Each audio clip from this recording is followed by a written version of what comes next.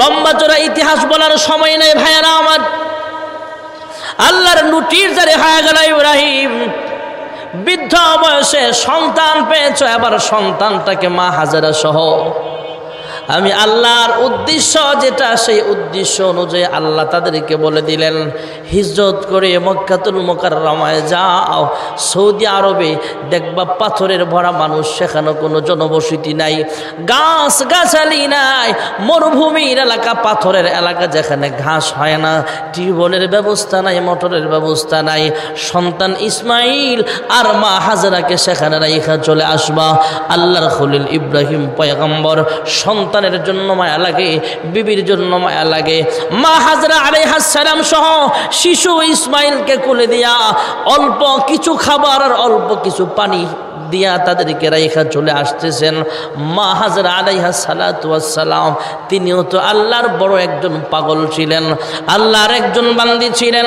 তিনিও স্বামীর প্রতি অসন্তুষ্ট হয় নাই, তিনি স্বামীর পিছনে পিছনে হাঁটতেছেন।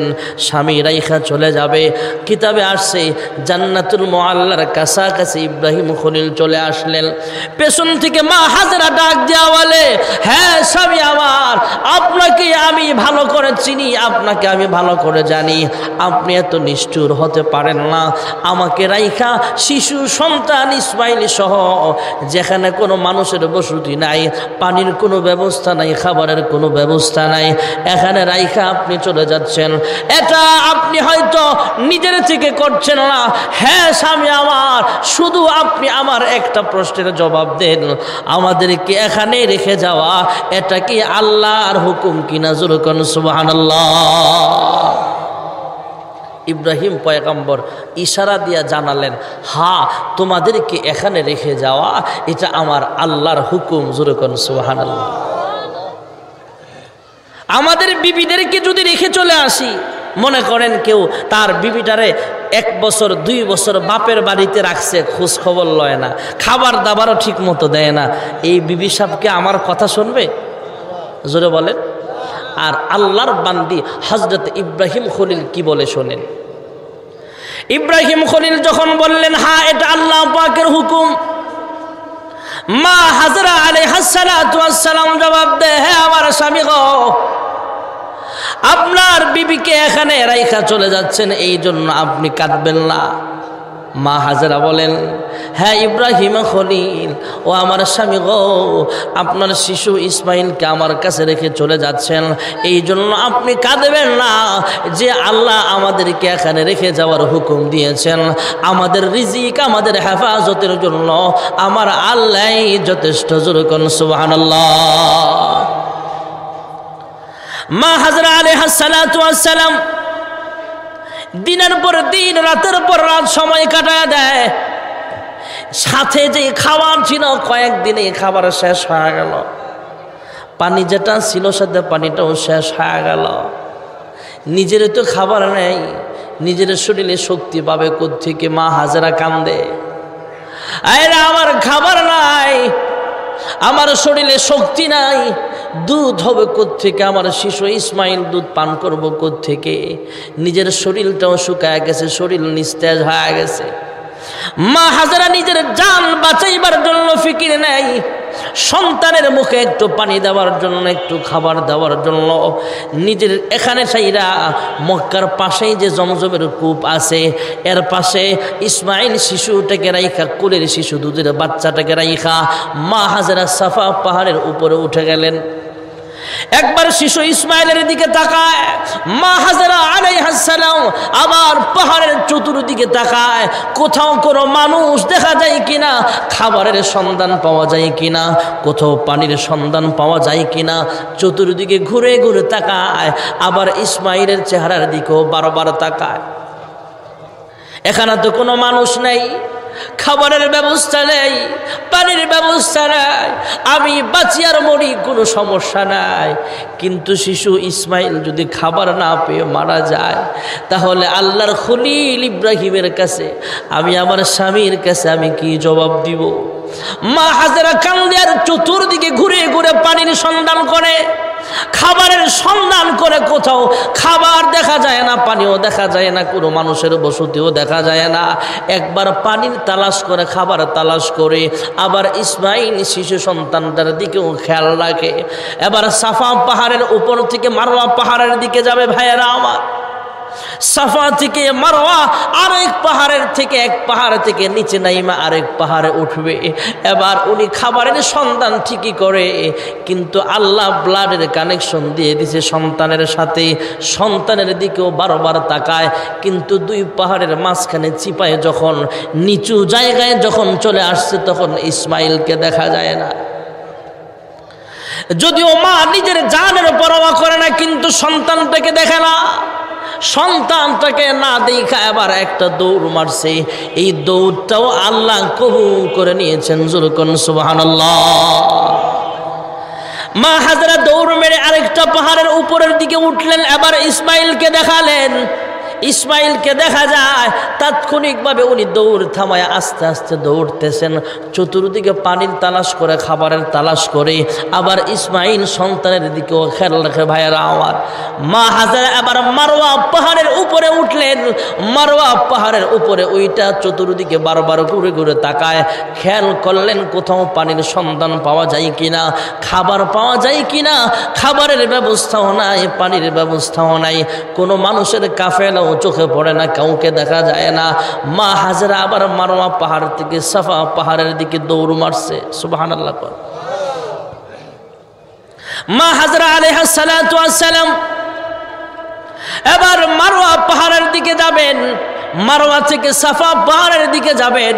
দুই পাহাড়ের মাঝখানে আইসা ইসমাইলকে দেখা যায় না। সন্তানের জন্য ছটফট করে একটা দৌড় মাইরা পাহাড়ে উঠলেন, যেই জায়গাটা সাফা এবং মারওয়া পাহাড়ে 7 বার চক্কর মেরেছেন মা হাজেরা। যেই জায়গায় যতটুকু ইঞ্চি, যতটুকু জায়গায়, যেখান থেকে যেখান পর্যন্ত, এখান থেকে ওখান পর্যন্ত মা হাজেরা দৌড় মারছে। 7 বার যে দৌড় মারছে, কিয়ামত পর্যন্ত যত হাজী সাহেবরা বড় হজ করবে অথবা উমরা করতে যাবে, সাফা মারওয়া সাই করার সময় ওই জায়গাটা একটু দৌড়ের একটিন করা, এটাও সওয়াবের কাজ হয়ে গেছে। জোরকন সুবহানাল্লাহ। মা হাজরা আলাইহিস সালাম এইভাবে 7 বার চক্কর মারলেন, সাফা থেকে মারওয়া, মারওয়া থেকে সাফা, আবার সাফা থেকে মারওয়া, মারওয়া থেকে সাফা, আবার সাফা থেকে মারওয়া, মারওয়া থেকে সাফা। আবার যখন মারওয়া পাহাড়ে উঠলেন, এইভাবে 7 নম্বর দৌড় দেওয়ার পরে সাফা মারওয়া থেকে পাহাড়ের মারওয়া পাহাড়ে উঠলেন। মারওয়া পাহাড় থেকে নজর করে তাকায় দেখলেন মহান আল্লাহ রব্বুল আলামিন ইসমাইলের পায়ের গোড়া থেকে আল্লাহ তাআলা কুদরতি পানির নহর আল্লাহ জারি করে দিয়েছেন। জোরকন সুবহানাল্লাহ। মা হাজরা আলাইহিস সালাতু ওয়াস সালাম এই পরীক্ষায় পাশ করলেন। পানি উঠতেছেন তিনি, জমজম, জমজম কূপ এই জন্য বলা হয়। চতুর্দিকে পানিটাকে একটু বেরি বাদ দিলেন। কিয়ামত পর্যন্ত যত মানুষ পৃথিবীতে আসবে, সমস্ত মানুষ প্রতিদিন পেট ভরেও যদি খাবার খায়, কোনো খাবার না খায় যদি সমসমের পানি পান করে, এটা একটা এমন বরকতি পানি আল্লাহ দিয়েছেন, সমস্ত মানুষ পান করলো জমজমের পানি শেষ হবে না। জোরকন সুবহানাল্লাহ। ভাইরা আমার, বন্ধুরা আমার, মা হাজরা আলাইহিস সালাতু ওয়াস সালাম সেখানে বসবাস করে। এদিক দিয়ে মহান আল্লাহ রাব্বুল আলামিন ইব্রাহিম আলাইহিস সালামকে আবার হুকুম দিলেন, ইব্রাহিম, আমি আল্লাহর পক্ষ থেকে হুকুম জারি হয়ে গেছে, আমি আল্লাহর পক্ষ থেকে হুকুম জারি হয়ে গেছে। আল্লাহ তাআলা হুকুম দিয়ে দিলেন, ইব্রাহিম, তোমার সন্তানটা তখন বড় হয়েছে, স্বপ্ন যোগে বিভিন্ন কায়দায় শেষ পর্যন্ত সিদ্ধান্ত হলো, আল্লাহ স্বপ্নের মাধ্যমে জানিয়েছেন তোমার সন্তানকে কুরবানি করতে হবে। যেরকম সুবহানাল্লাহ। জবে করতেছে। এবার হযরত ইব্রাহিম আলাইহিস সালাম বাইতুল্লাহর পাশে গেলেন, যাইয়া সন্তানকে বলতেছে, হে সন্তান, নিজে সন্তানকে জানালেন এমন এমন স্বপ্নে দেখেছি, এটা তো ওহী। যদি সন্তান নিজে নিজে রাজি হয় তাহলে তো ভালো, নিজে নিজে রাজি না হলে জোরপূর্বক হলেও আল্লাহর হুকুম বাস্তবায়ন করা হবে। সুবহানাল্লাহ বলে। ভাইয়েরা আমার, বন্ধুরা আমার, হযরত ইব্রাহিম খলিল আলাইহিস সালাতু ওয়াস সালাম আল্লাহর হুকুম পায়া সন্তানকে জানালেন, ইন্নী আরা ফিল মানামি আন্নী আযবাহুকা ফানজুর মাযা তারা। قال يا أبت افعل ما تؤمر ستجدني إن شاء الله من الصابرين।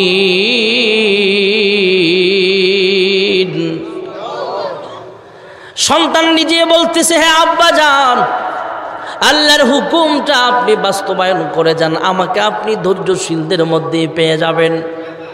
ইব্রাহিম খলিল সন্তানটাকে মিনা বাজারে নিয়ে গেলেন। এদিক দিয়ে মা হাজারাকে শয়তান ধোঁকা দেয়। শয়তান ধোঁকা দিলেন।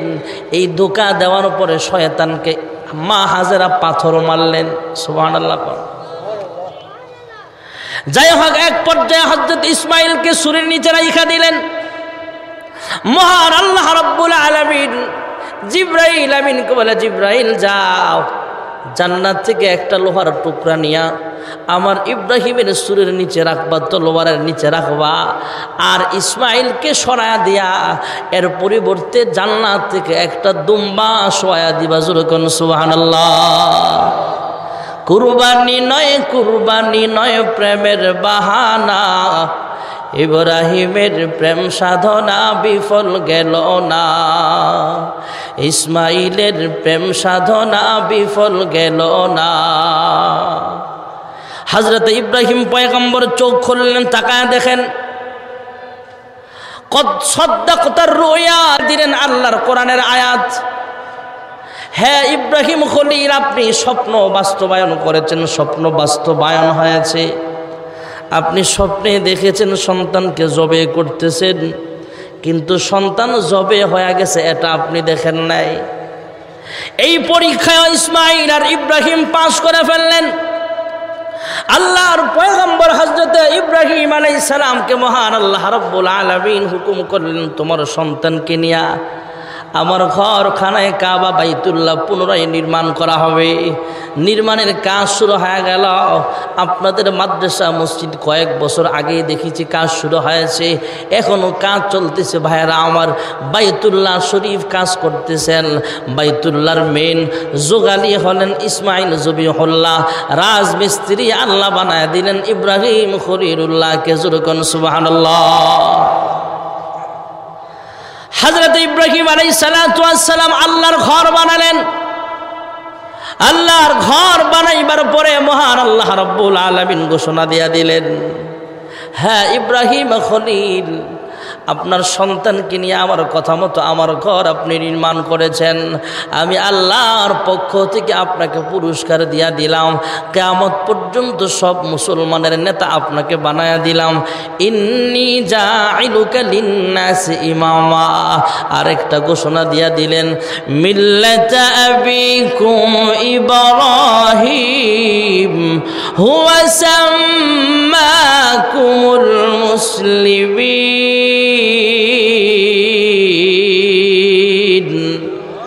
আল্লাহ রাব্বুল আলামিন ঘোষণা দিয়া দিলেন, হ্যাঁ ইব্রাহিম খলিল, আমি আল্লাহ রাব্বুল আলামিন পৃথিবীর সব মানুষদের নেতা আপনাকে বানায়া দিলাম। সুবহানাল্লাহ কন্যা। আর কি চান? আমি আল্লাহ আরেকটা ঘোষণা দিয়া দিলাম, আপনাকে মুসলমানদের জাতির পিতা বানায়া দিলাম। জোরে কোন সুবহানাল্লাহ। সময় সংক্ষেপ ভাইয়েরা আমার, আল্লাহ রাব্বুল আলামিন ইব্রাহিম খলিলকে বললেন, হ্যাঁ ইব্রাহিম খলিল, আমি আল্লাহর পক্ষ থেকে আপনাকে পুরস্কৃত করা হয়েছে। আমি আল্লাহর ঘর আপনি বানিয়েছেন আপনার সন্তানকে নিয়ে, তাই আমি আল্লাহ খুশি হয়ে আপনাকে মুসলমানদের জাতির পিতা বানায়া দিলাম। ইন্নী জাইলুকা লিন্নাসি ইমামা, মানুষের নেতাও আপনাকে বানায়া দিলাম। আপনার পক্ষ থেকে কিছু চাইবার চাইলে সেটাও চাইতে পারেন, সেটাও দেওয়া হবে। সুবহানাল্লাহ। সময় সংক্ষেপ ভাইরা আমার, হযরত ইব্রাহিম খলিল আল্লাহর কাছে বলে, আল্লাহ আমার সন্তান আমার বিবিকে ছোট্ট শিশু বাচ্চাটাকে কোলে দিয়া বনবাসে রেখে চলে গেলাম, নির্জন পাথুরি এলাকা, জনমানবহীন এলাকায় রেখা চলে গেলাম। এটাও ছিল পরীক্ষা। আমার সম্পদ চাইলা সম্পদটাও তোমার নামে দিয়া দিলাম, আমার নিজের জান চাইলা জানটাও তোমাকে দিয়া দিলাম। এ আল্লাহ, আমার জান মাল সব আপনার জন্য। জোরে কোন সুবহানাল্লাহ। قل إن صلاتي ونسكي ومحياي ومماتي لله رب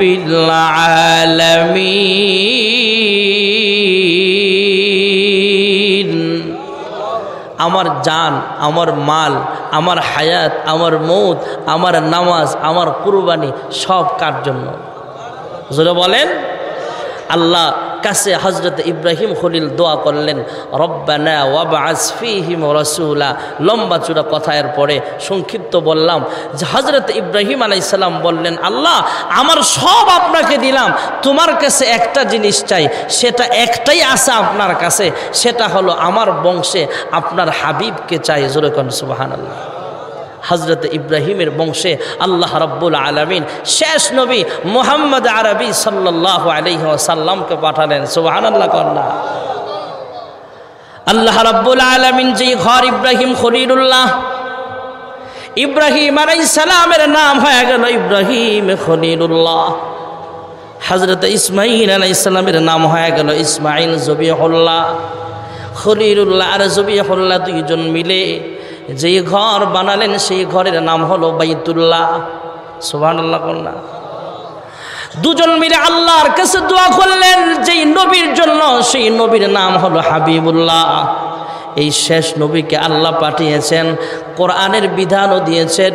এই কোরআনের বিধানটার নাম, কোরআনের আরেকটার নাম হলো কালামুল্লাহ, কিতাবুল্লাহ। জোরে কোন সুবহানাল্লাহ। আল্লাহ রাব্বুল আলামিন একজন নবী পাঠাবেন, নবীর নাম হলো ইব্রাহিম খলিল। নমরুদের কাছে আইসা গণকরা বলতেছে, নমরুদ তুমি তো খোদা দাবি করো, আসলেই তো খোদা না, হয়েছে আস্তে একটা হুদা। খোদা কে? আরো আস্তে কোন কে? এমন একজন সন্তান পৃথিবীতে আসবে যেই সন্তানটা তোমার মসনদ তছনছ করে দিবে, তোমার খোদাইত্ব ধ্বংস করে ফেলবে। তুমি যে খোদা দাবি করো সব ধ্বংস করে দিবে। নমরুদ বলে, এই সন্তানটা কি মায়ের গর্ভে আসছে নাকি বাবার পৃষ্ঠে আছে? কয় এখনো বাবার পৃষ্ঠে আছে, এখনো মায়ের গর্ভে আসে নাই, দুনিয়ায় তো আসবে আরো পরে। এবার নমরুদ পরামর্শ করে, তার মন্ত্রী পরিষদদের নিয়ে পরামর্শ করে,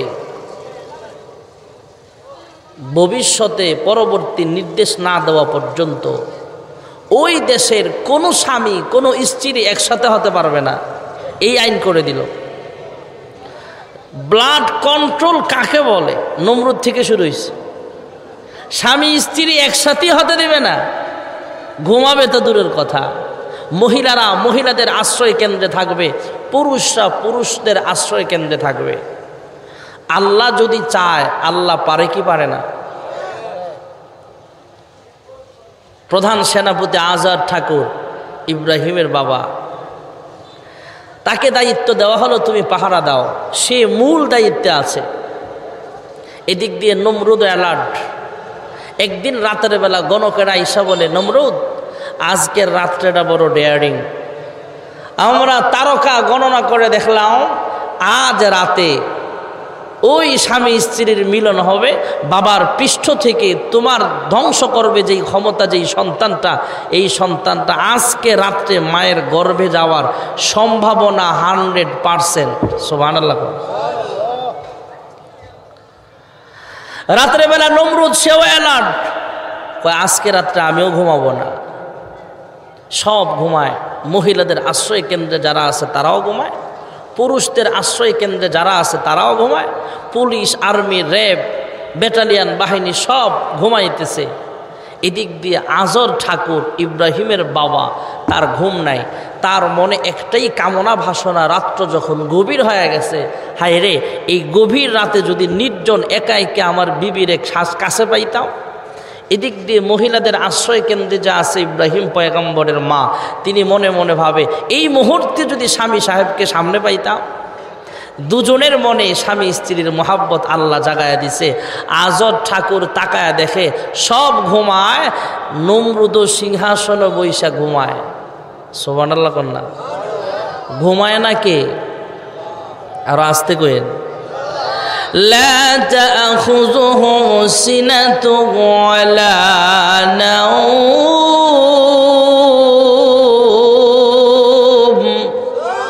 সবাই ঘুমায়, ঘুমায় না কে? আল্লাহ। হযরত ইব্রাহিম আলাইহিস সালামের আব্বা এবং আম্মা দুজন এত কড়া নিরাপত্তার মাঝেও দুজন একসাথে হলেন। বাবার পৃষ্ঠ থেকে মায়ের গর্ভে ইব্রাহিম চলে গেছে, খবর নাই। সুবহানাল্লাহ বলে। সকালবেলা গণকরা এসে বলে, স্যার কাজ তো ঘইটা গেছে। কয় কি কাজ? কয় আজকের রাত্রে যেটা আমাদের সন্দেহ ছিল সেটাই হয়েছে, মায়ের গর্ভে চলে গেছে। ডাক দিলেন আজর ঠাকুর, এদিকে আসো। কয় কি হয়েছে স্যার? কয় আজকের রাত্রে নাকি বাবার পৃষ্ঠ থেকে মায়ের গর্ভে চলে গেছে। আজকের রাত্রে এত নিরাপত্তার ভিতরে স্বামী স্ত্রীর মিলন করলো কে? আজর ঠাকুর মনে মনে কয় প্রধান আসামিটা তো আমিই। আজর ঠাকুর জবান খুলে বলে, আরে আমি অ্যালার্ট ছিলাম, আপনিও অ্যালার্ট ছিলেন। আমি আজকের রাত্রে এত কড়া পাহারা দিছি, মানুষ তো দূরের কথা, একটা মশা মাছি পর্যন্ত একসাথে হইতে দেই নেই। যারা বলতেছে এটা মিথ্যা কথা বলতেছে, আসলেই মিথ্যা কথা না সত্য কথা? চলে আসছে দুনিয়াতে যখন আসবে মায়ের গর্ভ থেকে, তখনও ইব্রাহিমকে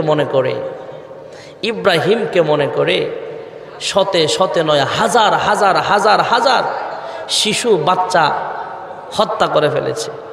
কিন্তু এর মাঝেও আল্লাহ ইব্রাহিম খলিলকে বাঁচিয়েছেন। জোরে কোন সুবহানাল্লাহ। মহান আল্লাহ রাব্বুল আলামিন যাকে নবী বানাবেন, আমাদের বাবা ইব্রাহিম খলিল আলাইহিস সালাতু ওয়াস সালাম শিশুকাল থেকেই নির্যাতিত। হাজার হাজার শিশু হত্যা করা হয়েছে। ছোট ছোট ছেলে বাচ্চাগুলোরে সন্দেহজনকভাবে যার ঘরেই সন্তান হয় তাকেই হত্যা করে ফেলা হয়। কিন্তু শিশু ইব্রাহিমকে কেউ মারতে পারে নাই, তিনি আস্তে আস্তে বড় হয়। আজর ঠাকুর বাবা মূর্তি পূজা করে, মূর্তি বানায়। একদিন ইব্রাহিম খলিল চন্দ্রের দিকে তাকায় বলে, পূর্ণিমার চাঁদের দিকে তাকায় মনে মনে বলে, এই চাঁদের আলোটা পুরা পৃথিবী আলোকিত হয়ে গেছে। জোনাকি রাত্রে পূর্ণিমার চাঁদটা দেখে চাঁদের দিকে তাকায় মনে মনে বলে, এই চাঁদটা মনে হয় আমার খোদা হতে পারে। একটু পরে যখন রাত্র শেষ হয়ে গেল, শেষ রাত্রে যখন চাঁদটা ডুবে গেল, সকালের সূর্যটা পূর্ব আকাশ থেকে যখন উদিত হলো, উনি মনে মনে চিন্তা করে, যেই চাঁদ উঠলো আবার ডুবে গেল, এই চাঁদ কখনো খোদা হতে পারে না। সুবহানাল্লাহ। সকালের সূর্য যখন উদিত হলো, পুরো পৃথিবীটা আলোকময় হয়ে গেল। মনে মনে বলে, সূর্যটা মনে হয় খোদা। সন্ধ্যা ঘনায় আসলে যখন সূর্যটাও ডুবে গেল, ইব্রাহিম ছোট্ট সময়ে চিন্তা করে, যে অস্ত যায়, যে ডুবে যায়, সে কোনোদিন খোদা হতে পারে না। জোরে কোন সুবহানাল্লাহ। হযরত ইব্রাহিম খলিল মূর্তির ব্যবসা করতে ওনার আব্বা যান। ওনার আব্বা কালেমা গ্রহণ করে নাই, এই কারণে সে কিন্তু জান্নাতে যেতে পারবে না, সে অবশ্যই জাহান্নামে যেতে হবে। কারণ আল্লাহ জান্নাতে যাওয়ার জন্য শর্ত লাগায় দিয়েছেন, ইন্নাল্লাযীনা আমানু ওয়া আমিলুস সালিহাত, নিশ্চয় যারা ঈমান আনবে, নেক আমল করবে, তাদেরকে আমি আল্লাহ জান্নাতুল ফেরদাউসের মেহমান বানায় দিব। জোরে কোন সুবহানাল্লাহ। ইব্রাহিম খলিলের আব্বাজান বেঈমান ছিল। আল্লাহ তাআলা ইব্রাহিম খলিলকে দুনিয়ায় পাঠালেন। একদিন হঠাৎ করে সবাই আশ্রমে চলে গেল, পূজা চলতেছে, ইব্রাহিম যায় নাই। উনি সব মূর্তিগুলোরে পিডায়া পিডায়া ভাঙ্গা বড় যে মূর্তিটা আছে এটার কাঁধের উপরে কুড়াল দিয়ে রাখছে। আমি আপনাদের জিজ্ঞেস করি, মূর্তি কাহারও কি কোনো উপকার বা ক্ষতি করতে পারে নাকি? জোরে বলেন। পূজা মণ্ডপ থেকে সবাই ফিরে আইসা আশ্রমে যখন ঢুকছে, মূর্তি যেখানে রাখা দেখে সব মূর্তি ভাঙ্গা, বড় মিয়া তার কাঁধে কুড়াল দেওয়া। ইব্রাহিমকে ডাক দিলেন, তুমি ছাড়া তো আর কেউ ছিল না এখানে। ইব্রাহিম ডাক দিয়া কয়, এই কাজটা বড় মিয়ায় করছে। এখানে ইব্রাহিম আলাইহিস সালাম বড় দ্বারা কাফেররা বুঝেছে বড় মূর্তিটা, আর ইব্রাহিম পয়গম্বরের নিয়ত ছিল হয়তো মুফাসসিরিনগণ বলেন যে এখানে বড় তো মূর্তি না, বড় হলাম আমি ইব্রাহিম, আমি ভাঙছি। সুবহানাল্লাহ। সবাই বুঝতে পারছে যে না, সবাই বুঝতে পারছে যে হ্যাঁ এই কাজটা ইব্রাহিমকে ছাড়া আর কেউ করে না। ইব্রাহিমকে দুনিয়া থেকে সরাইয়া দেওয়া হবে। হায়াত মৌতের মালিক জোরে বলেন কে? আরো জোরে ডাক দেন কে? الذي خلق الموت والحياة ليبلوكم أيكم أحسن عملا وهو العزيز الغفور।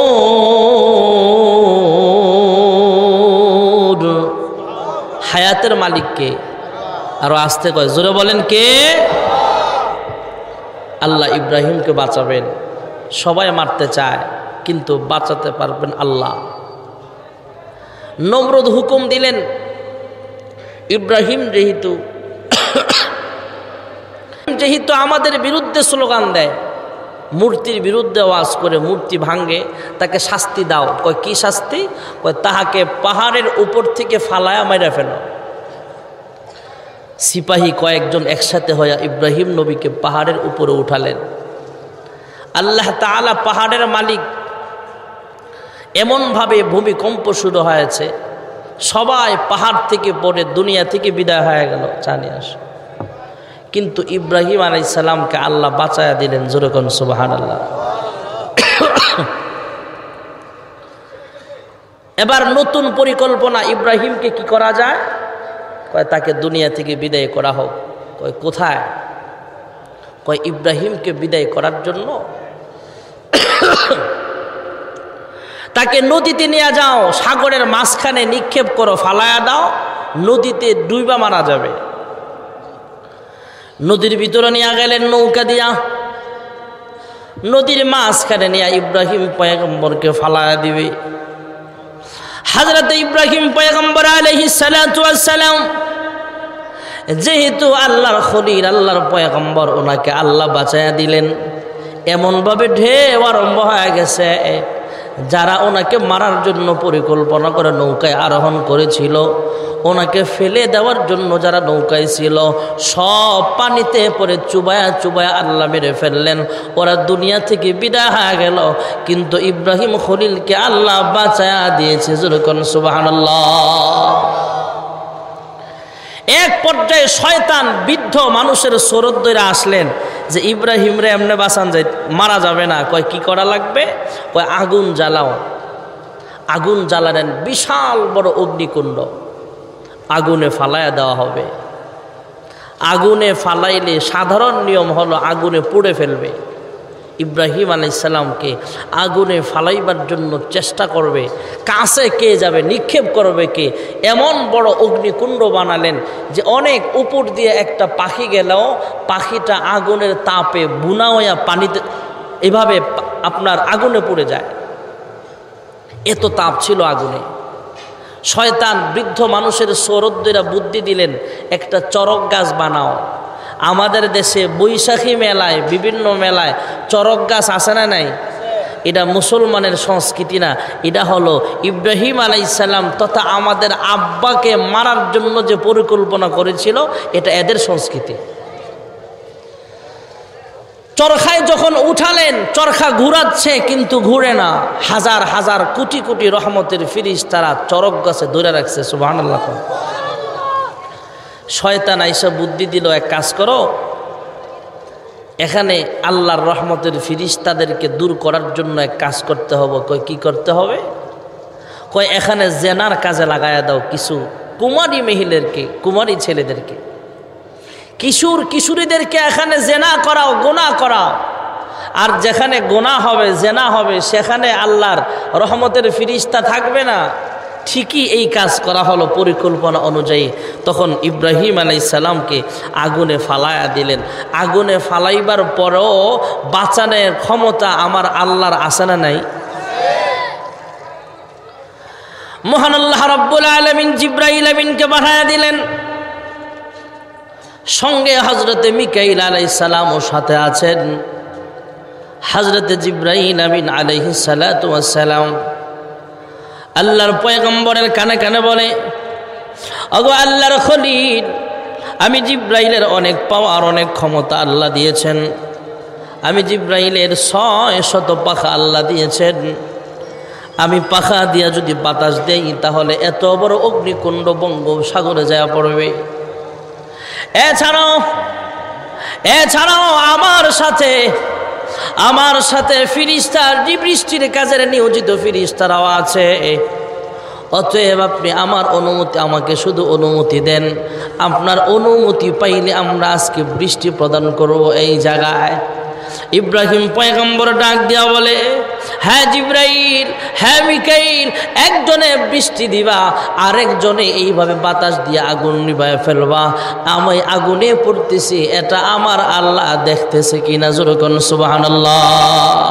আল্লাহর খলিল ইব্রাহিম আলাইহিস সালাতু ওয়াস সালাম জিজ্ঞেস করলেন, হ্যাঁ জিবরাইল, আমি ইব্রাহিম নমরুদের আগুনে ফালায়া দেওয়া হয়েছে আমাকে, এটা তোমরা হেল্প করার জন্য আসছো, সাহায্য করার জন্য এসেছো, আমার আল্লাহ কি আমাকে দেখতেছে কিনা? হযরতে জিবরাইল জবাব দিলেন, ওগো আল্লাহর খলিল, আপনি যে আগুনে নিক্ষিপ্ত হয়েছেন, আপনাকে পোড়াইবার জন্য আগুনে ফালানো হয়েছে, এটা আমার আল্লাহ কুদরতি নজর দিয়া দেখতেছেন। আল্লাহর খলিল ডাক দিয়া বলে, হ্যাঁ জিবরাইল, হ্যাঁ মিকাইল, তোমাদের সাহায্যের কোনো প্রয়োজন নাই। মহান আল্লাহ যদি আমি আগুনে পড়তেছি এটা দেখা খুশি হয়ে থাকে, তাহলে আমি ইব্রাহিম খলিল একবার নয়, দুইবার নয়, নমরুদের আগুনে আল্লাহর জন্য আমি 1000 বার জ্বলতে রাজি আছি। যখন সুবহানাল্লাহ। এবার মহান আল্লাহ রাব্বুল আলামিন জিবরাইলকেও জানায় নাই, মিকাইলকেও শোনায় নাই, ডাইরেক্ট আগুনের উপরে আমার তেলাওয়াতকৃত আয়াত দিয়ে আল্লাহ তাআলা নোটিশ জারি করে দিলেন। সুবহানাল্লাহ বলেন। قُلْنَا يَا نَارُ كُونِي بَرْدًا وَسَلَامًا عَلَى إِبْرَاهِيمَ।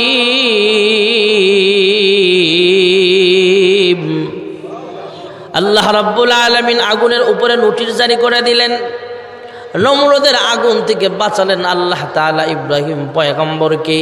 আগুন থেকে বাঁচানোর মালিক জোরে বলেন একমাত্র কে?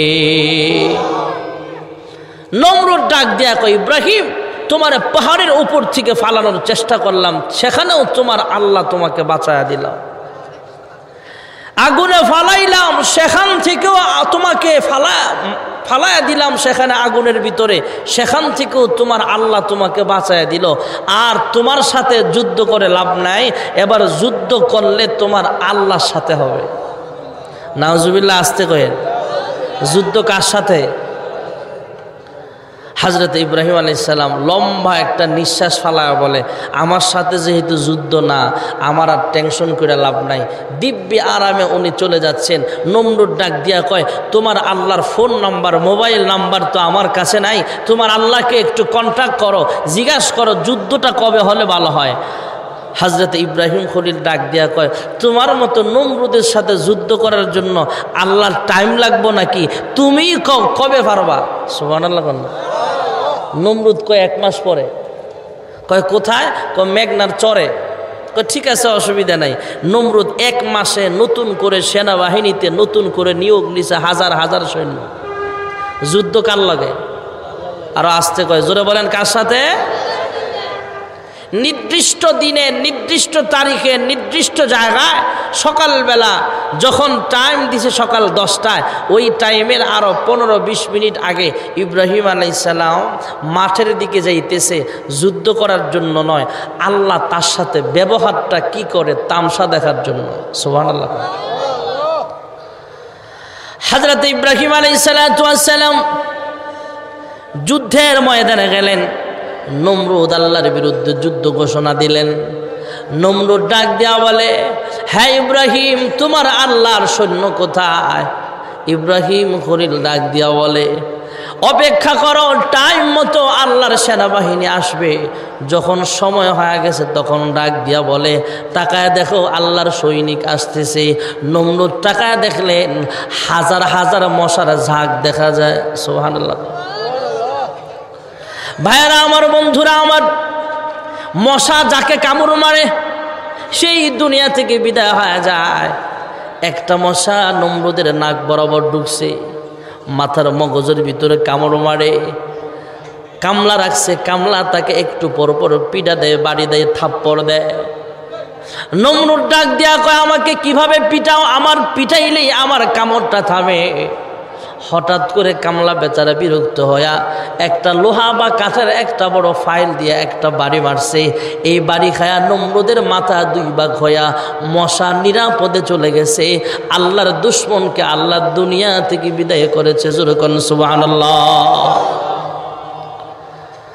হযরত ইব্রাহিম খলিল আলাইহিস সালাম বৃদ্ধ বয়সে আল্লাহর কাছে দোয়া করে, রব্বি হাবলি মিনাস সালিহিন। প্রথমেই মা হাজরা আলাইহিস সালামের ঘরে একটা সন্তান আল্লাহ দিলেন বৃদ্ধ বয়সে। প্রায় 100 বছর বয়স হযরত ইব্রাহিম খলিলের আলাইহিস সালামের। এই বয়সে ইব্রাহিম খলিল একটা সন্তান আল্লাহর কাছে চাইলেন। আল্লাহ একটা সন্তান দিয়া দিলেন, নাম রাখা হলো ইসমাইল। জোরে কোন সুবহানাল্লাহ। লম্বা চড়া ইতিহাস বলার সময় নেই ভাইয়েরা আমার। আল্লাহর লুটির জারি হয়ে গেল ইব্রাহিম। বৃদ্ধ বয়সে সন্তান পেয়েছ, এবার সন্তানটাকে মা হাজেরা সহ আমি আল্লাহর উদ্দেশ্য যেটা, সেই উদ্দেশ্য অনুযায়ী আল্লাহ তাদেরকে বলে দিলেন, হিজরত করে মক্কাতুল মুকাররমায় যাও। সৌদি আরবে দেখবা পাথরের ভরা মানুষ, সেখানে কোনো জনবসতি নাই, গাছ গাছালি নাই, মরুভূমির এলাকা, পাথরের এলাকা, যেখানে ঘাস হয় না, টিউবওয়েলের ব্যবস্থা নাই, মোটরের ব্যবস্থা নাই। সন্তান ইসমাইল আর মা হাজেরাকে সেখানে রাইখা চলে আসবা। আল্লাহর খলিল ইব্রাহিম পয়গম্বর সন্তানের জন্য মায়া লাগে, বিবির জন্য মায়া লাগে।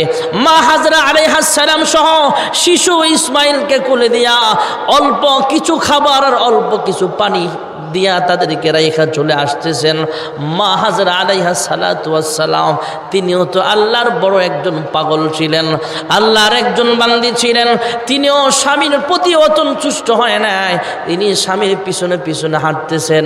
স্বামী রাইখা চলে যাবে। কিতাবে আসছে জান্নাতুল মুআল্লার কাছাকাছি ইব্রাহিম খলিল চলে আসলেন।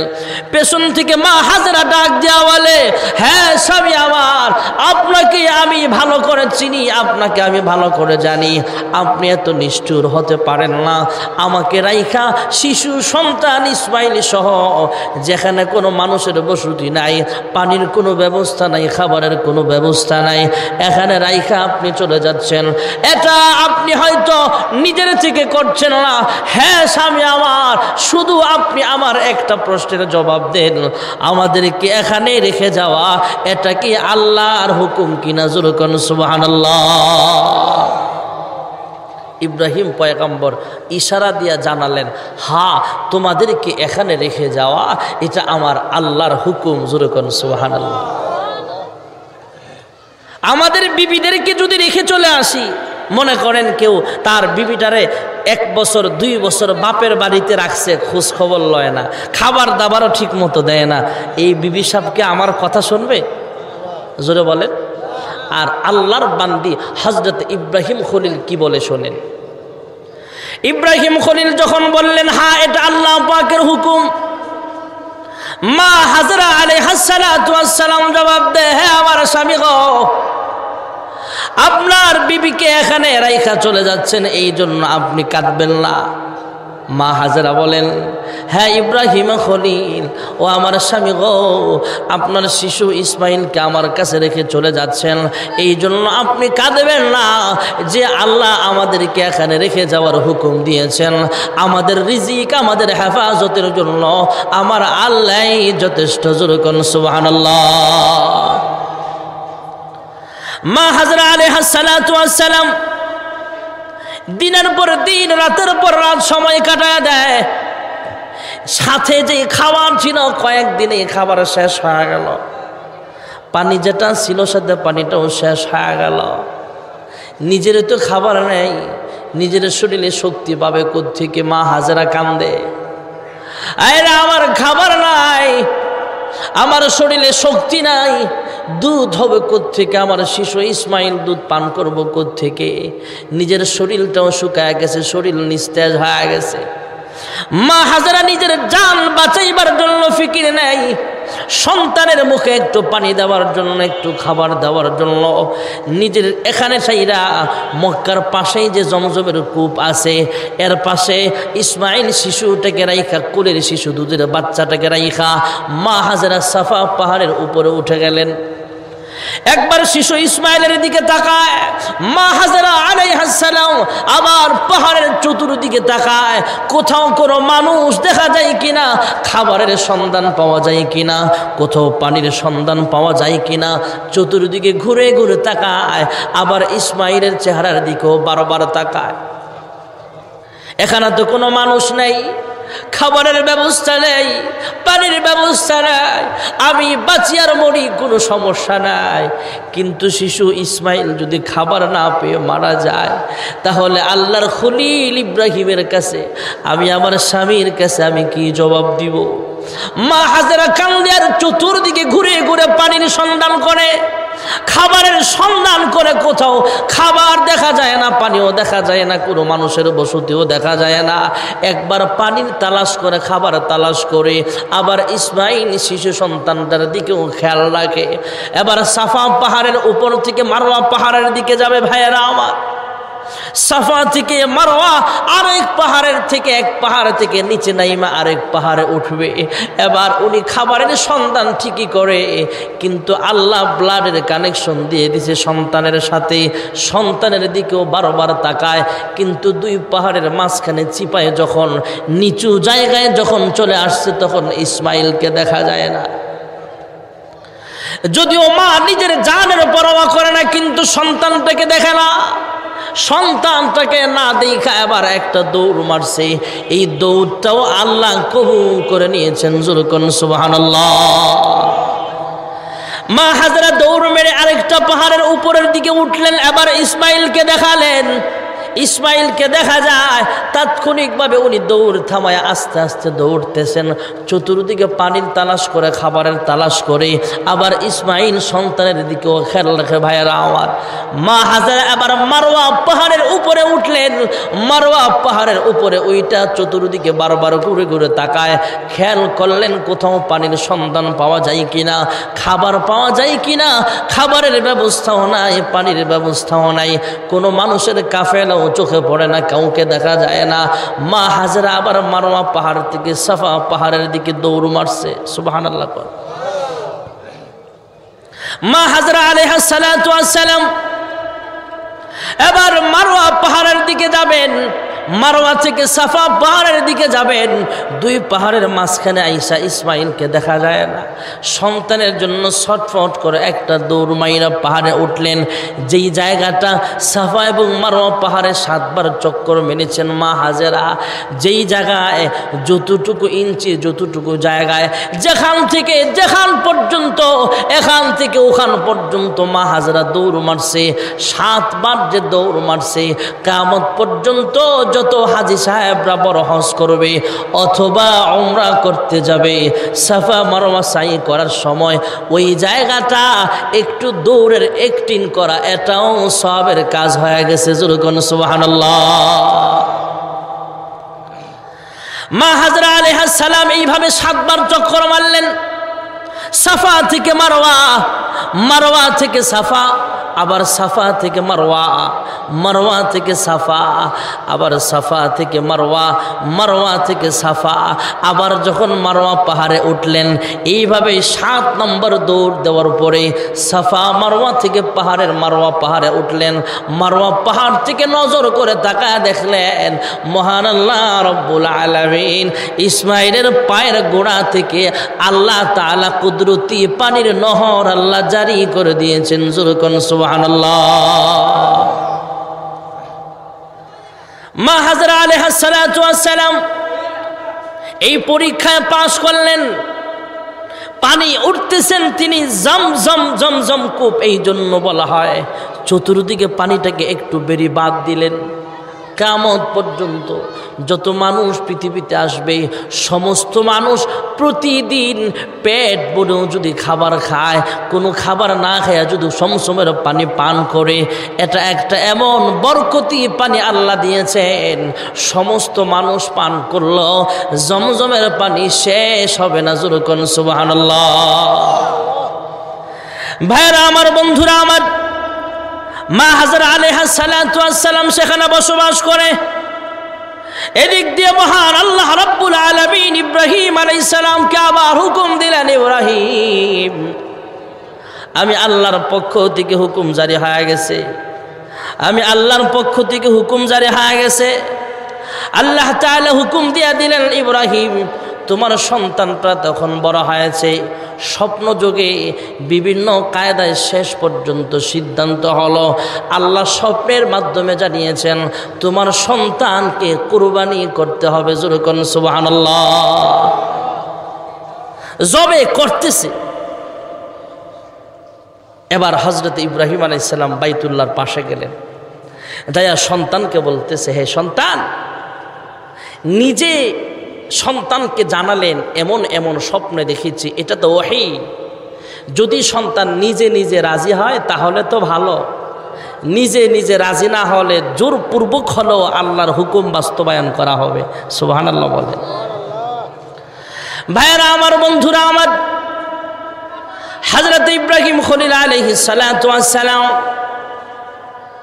আল্লাহর হুকুম পায়া সন্তানকে জানালেন, ইন্নী আরা ফিল মানামি আন্নী আযবাহুকা ফানজুর মাযা তারা। قال يا أبت افعل ما تؤمر ستجدني إن شاء الله من الصابرين।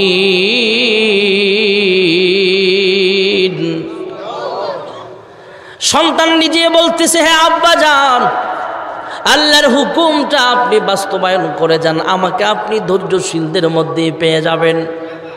ইব্রাহিম খলিল সন্তানটাকে মিনা বাজারে নিয়ে গেলেন। এদিক দিয়ে মা হাজারাকে শয়তান ধোঁকা দেয়।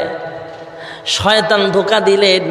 এই ধোঁকা দেওয়ার পরে শয়তানকে মা হাজারা পাথর মারলেন। সুবহানাল্লাহ।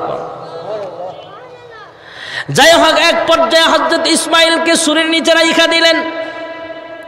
মহান আল্লাহ রাব্বুল আলামিন জিবরাইল আমিনকে বলে, জিবরাইল যাও, জান্নাত থেকে একটা লোহার টুকরা নিয়া আমার ইব্রাহিমের সুরের নিচে রাখবা, তলোয়ারের নিচে রাখবা, আর ইসমাইলকে সরায়া দিয়া এর পরিবর্তে জান্নাত থেকে একটা দুম্বা শোয়া দিবা। যেরকম সুবহানাল্লাহ।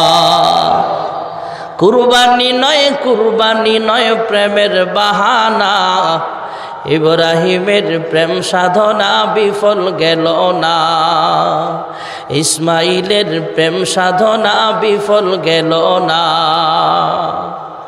হযরত ইব্রাহিম পয়গম্বর চোখ খুললেন, তাকায় দেখেন কদ সাদ্দাকতার রুয়া দিলেন আল্লাহর কোরআনের আয়াত। হ্যাঁ ইব্রাহিম খলিল, আপনি স্বপ্ন বাস্তবায়ন করেছেন, স্বপ্ন বাস্তবায়ন হয়েছে। আপনি স্বপ্নে দেখেছেন সন্তানকে জবে করতেছেন, কিন্তু সন্তান জবে হয়ে গেছে এটা আপনি দেখেন নাই। এই পরীক্ষায় ইসমাইল আর ইব্রাহিম পাস করে ফেললেন। আল্লাহর পয়গম্বর হযরত ইব্রাহিম আলাইহিস সালামকে মহান আল্লাহ রাব্বুল আলামিন হুকুম করলেন, তোমার সন্তানকে নিয়া আমার ঘর খানায় কাবা বাইতুল্লাহ পুনরায় নির্মাণ করা হবে। নির্মাণের কাজ শুরু হয়ে গেল।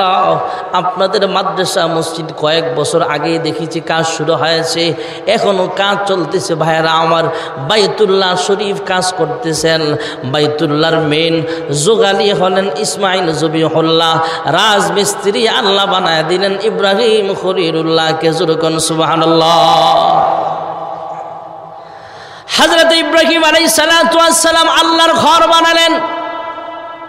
আল্লাহর ঘর বানাইবার পরে মহান আল্লাহ রাব্বুল আলামিন ঘোষণা দিয়া দিলেন, হ্যাঁ ইব্রাহিম খলিল, আপনার সন্তানকে নিয়ে আমার কথা মতো আমার ঘর আপনি নির্মাণ করেছেন, আমি আল্লাহর পক্ষ থেকে আপনাকে পুরস্কার দিয়া দিলাম। কিয়ামত পর্যন্ত সব মুসলমানের নেতা আপনাকে বানায়া দিলাম।